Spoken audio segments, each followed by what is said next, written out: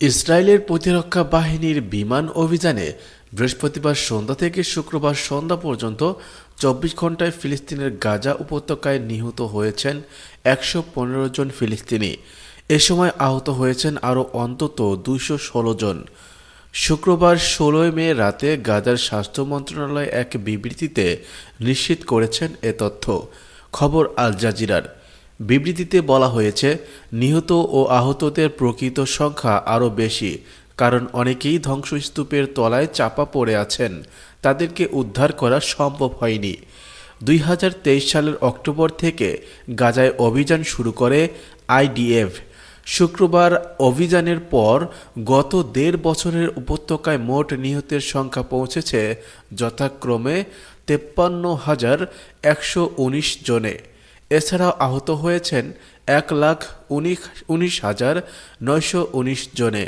এই নিহত এবং আহতদের ৫৬%ই নারী ও শিশু।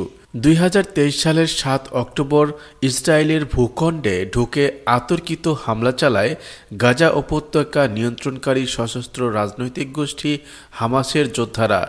এলোপাতাড়ি গুলি চালিয়ে ১,২০০ জনকে হত্যার পাশাপাশি ২৫১ জনকে জিম্মি হিসেবে ধরে নিয়ে যায় তারা।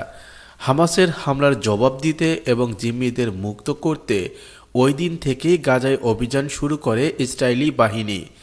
১৫ মাসেরও বেশি সময় ধরে টানা অভিযান চালানোর পর যুক্তরাষ্ট্র ও মধ্যস্থকারী অন্যান্য দেশগুলোর চাপে বাধ্য হয়ে গত ১৯ জানুয়ারি গাজায় যুদ্ধবিরতি ঘোষণা করে ইসরায়েল। কিন্তু বিরতির ২ মাস শেষ হওয়ার আগেই গত ১৮ মার্চ থেকে ফের গাজায় অভিযান শুরু করে আইডিএফ।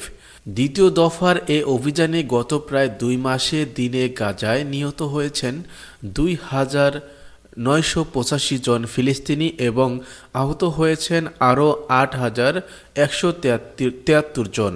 যে ২৫১ জন জিম্মিকে হামাসের যোদ্ধারা ধরে নিয়ে গিয়েছিল, তাদের মধ্যে এখনও অন্তত ৩৫ জন জীবিত রয়েছেন বলে ধারণা করা হচ্ছে।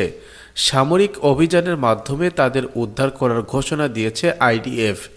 জাতিসংঘ ও আন্তর্জাতিক সম্প্রদায় এ পর্যন্ত বেশ কয়েকবার গাজায় সামরিক অভিযান বন্ধের জন্য ইসরায়েলের প্রধানমন্ত্রী বেনিয়ামিন নেতানিয়াহুকে আহ্বান জানিয়েছে। ইতিমধ্যে জাতিসংঘের আদালত নামে পরিচিত ইন্টারন্যাশনাল কোর্ট অব জাস্টিসে ইসরায়েলের বিরুদ্ধে গণহত্যার মামলাও দায়ের করা হয়েছে। তবে নেতানিয়াহু স্পষ্ট জানিয়েছে, হামাসকে পুরোপুরি দুর্বল ও অকার্যকর করা এবং জিম্মিদের মুক্ত করা এই অভিযানের লক্ষ্য এবং লক্ষ্য পূরণ না হওয়া পর্যন্ত অভিযান চলবে গাজায়।